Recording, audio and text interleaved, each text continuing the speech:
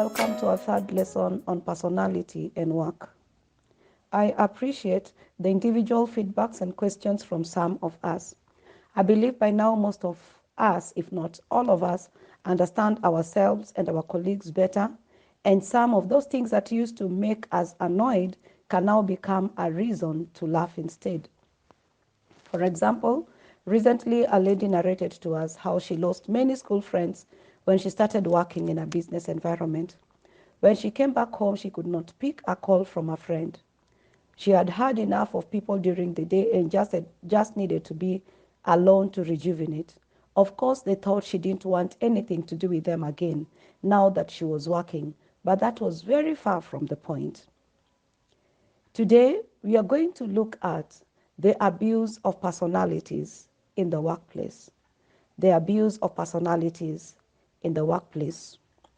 While we have learned that temperaments and personalities can be used to our favor and the benefits of the workplace, this can also be abused by those in authority and even the other workmates in order to manipulate people negatively to one's advantage. So, temperaments and personalities can be abused by those in authority or even other workmates in order to manipulate people negatively to one's advantage. The abuse of temperaments can trigger two main emotions. The abuse of temperaments can trigger two main emotions: fear and anger. Fear and anger. The different temperaments or personalities manifest either of these emotions predominantly. Sanguines and cholerics are more prone to anger. Sanguines and cholerics are more prone to anger, while melancholy and phlegmatics are more prone to fear. Anger manifests itself in the following characteristics: bitterness, jealousy, malice, envy, clamor, resentment, seditions and agitations, hatred, wrath, revenge, criticism, intolerance, attack, gossip, sarcasm, and unforgiveness. Fear will also manifest in the following characteristics: worry, withdrawal, suspicion, anxiety, loneliness, depression, timidity, and also over-aggression, hesitancy, indecision, doubt, arrogance and pride, superstition, inferiority, shyness, and cowardice. While everyone experiences these two emotions, it should be noted that people experience them in different degrees and intensities, which in turn means that they face different effects from these emotions. For example, let us look at somebody who manifests gossip. So this is somebody who manifests that has anger and manifests gossip. Now, somebody who manifests gossip from their personality is always open to gossip. Is actually called a gossiper because they like gossiping and talking out of people who they are angry about. So they keep on talking about people who they are angry about. Now, though somebody who manifests fear can also gossip, their degrees and intensities differ or are different. Why? One, it is something that they are prone to, they are given to, while this other person will only gossip mostly when they find themselves in an environment where there is gossip, other than them themselves being the perpetrators of gossip. Okay? I believe it's clear. So what are the results of fear and anger? What are the results of fear and anger? The results of fear and anger are as follows. Number one, emotionally. Emotionally, they can withhold us from enjoying positive emotions like happiness and expressing our emotions freely. Anyone who is fearful withholds from enjoying happiness where there are people or expressing their emotions freely, and also with anger. Number two, socially, they are a hindrance to us being able to communicate and socialize with our human environment. They're a hindrance to us being able to communicate and socialize with our human environment. It acts as a barrier to our friendships, alliances, and even business relationships. Three, physically, it has been scientifically proven that fear and anger cause health issues such as extreme anxiety, which in turn affects our bodily functions. A good example is high blood pressure, ulcers, and diabetes. All these have a root in fear or anger. Okay? So it starts in fear and anger. Someone releases some very negative emotions. They bring extreme anxiety, and then eventually it affects their bodily functions. So it is very important for us to check fear and anger in us. Also, for those who are spiritual, spiritually, fear and anger affect us. How? They are seen before God because they are done out of faith. They hinder our obedience to God and also quench the power of the Holy Spirit in us. Fear will hinder our obedience to God when we need to stand up and do something in obedience. We are shy and we don't want to come out strongly. So fear becomes a sin in us. Anger also will hinder us from walking in obedience towards someone before God. Walking in obedience to God towards someone, I'm sorry. There are several causes of anger and fear. We're looking at the results of anger and fear. So the results are either emotional, social, physical, and spiritual. And also there are causes to fear and anger. Number one cause is temperamental disposition. As mentioned above, different temperaments are more prone to these emotions, respectively, as we've seen above. So temperamental disposition causes us either to be fearful people or to be angry people. And as we have seen, an individual who wants to work or who wants work to be done as fast as possible, is not always careful to know the circumstances around the others, will most probably get angry at the slow pace that work is being done. I'll come again. An individual who wants work to be done as fast as possible and is not always careful to know the circumstances around others will most probably get angry at the slow pace that work is being done. Okay? Number two, childhood experience. It happens in two ways. Overprotection always leads to the growth of a fearful adult, while domination raises an angry child, then an angry adult. So overprotection and domination or domineering always lead to negative results in children who grow up into adulthood with such temperaments or such characteristics like fear and anger. Number three, trauma. Assaults, accidents, or molestations create a fear and anger against specific people or things as a mechanism to prevent the event from happening again. I'll come again.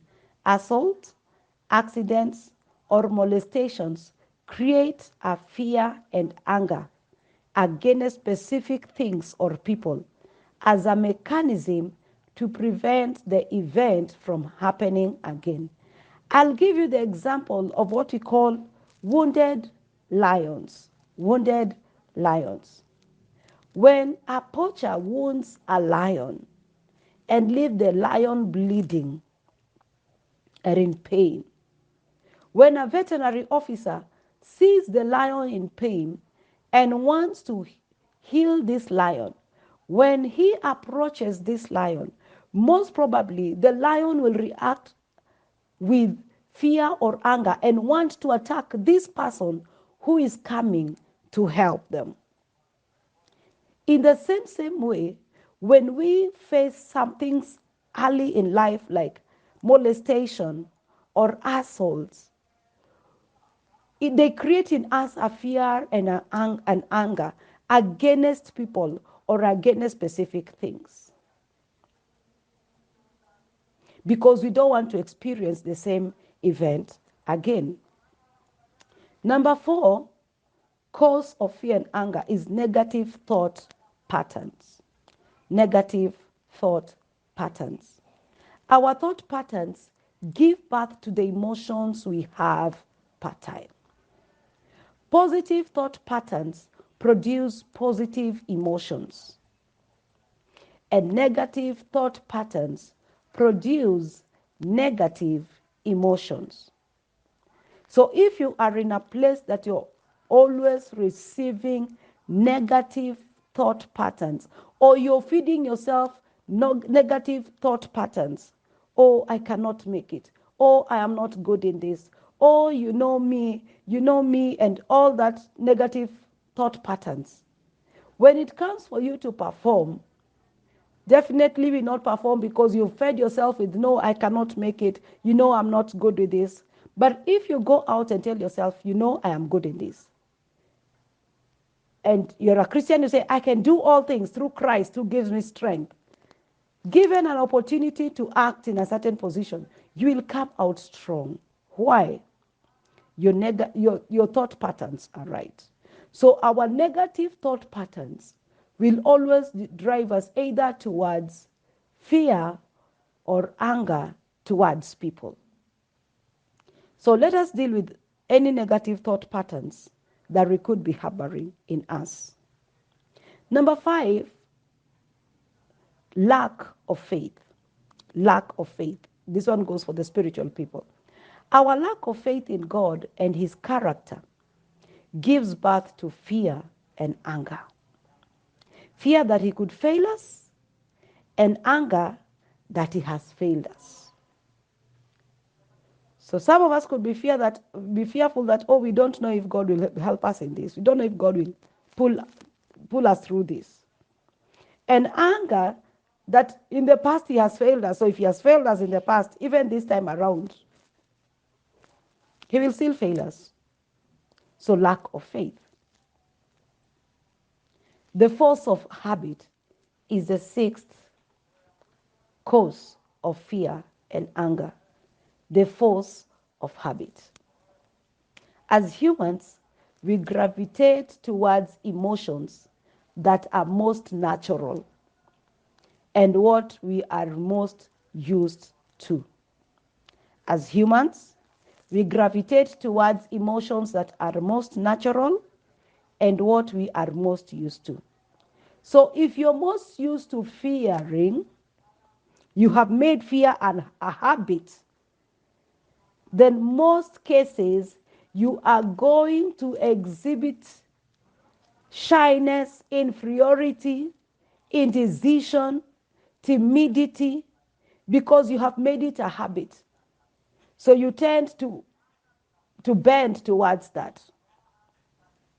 On the other hand, if you have the habit of being angry at people, you have the habit of being angry at people, so mostly you will be portraying bitterness, resentment, hatred, wrath, gossip, unforgiveness, because you have made it a habit. And we all know that habits can be destroyed. You do not have to continue with your wrong, bad habits.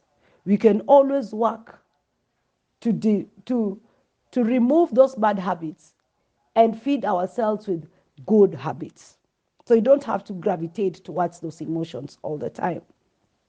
So, how different temperaments or personalities handle pressure?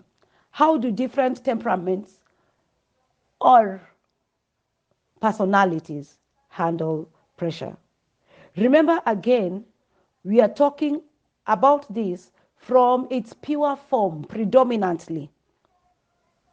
So when I talk about the popular sanguine, for example, I'm talking about it predominantly on its pure form. Okay? So we'll start with the popular sanguine. How do they handle pressure? How do they handle pressure? They handle pressure through verbal diarrhea. Verbal diarrhea. And they are quick to speech.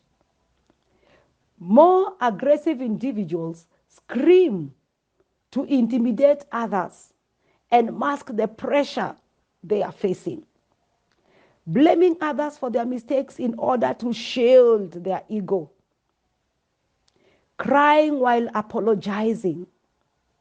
When faced with aggressive individuals, they emotionally succumb to pressure. They also change subjects. They change subjects. They change the subject to one that will alleviate pressure.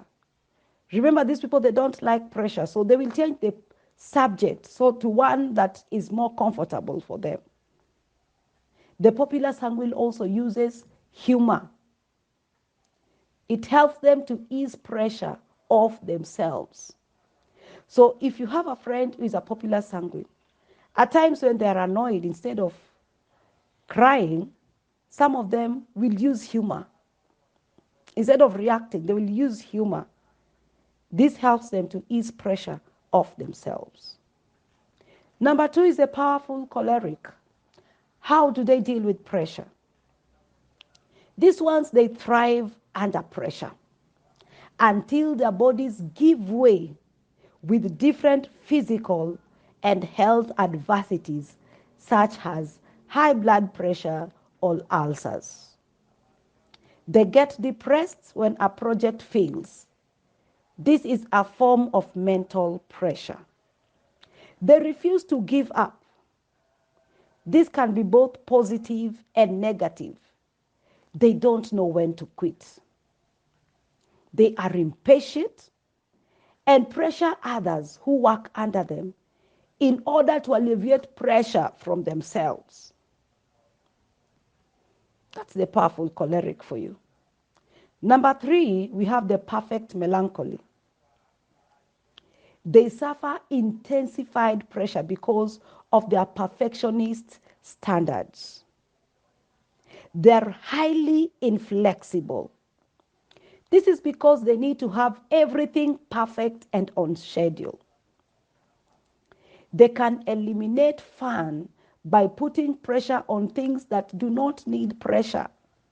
For example, a family vacation gets planned meticulously so much that it drives the fun out of the family activities. They rarely vent their pressure. They internalize it, leading to increased tension and eventually depression when things are not working as they should. Also, they suffer a lot of mental and emotional breakdowns in the face of pressure. I'm sure you have met these people under pressure. And lastly, the peaceful phlegmatic. These ones, they detest pressure and hence do everything in their power to avoid it. They are gifted procrastinators who create excuses to alleviate pressure from the issues at hand. They physically flee from pressurizing situations. Their stubborn nature is exposed when you try to pressurize them into something they are against. They blame others for their mistakes.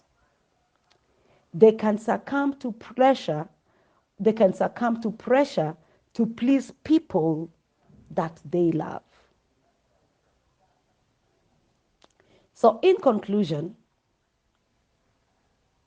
I believe you've gotten the 4 people and how they react to pressure.